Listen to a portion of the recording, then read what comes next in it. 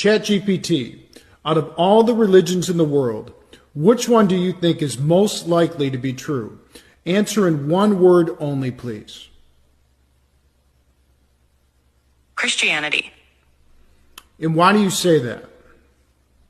Based on historical evidence, fulfilled prophecies, and the life and resurrection of Jesus.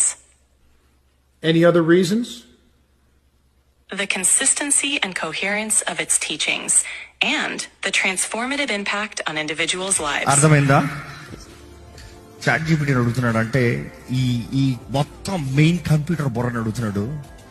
ప్రపంచంలో ఉన్న మతాలు అన్నట్లో ఏది అది వాటి నిజమైన మతం అని నువ్వు నమ్ముతున్నావు అంటే క్రిస్టియానిటీ అంటుంది. ఎందుకు చాట్ జీపీటీ నమ్ముతున్నావు ఒక మాటలో చెప్పంటే, రాయబడిన ప్రవచనంలో నెరవేర్పులు, తెలియజేయబడిన విషయంలో రుజువులు, ఆధారాలు ఇవన్నీ చూసినప్పుడు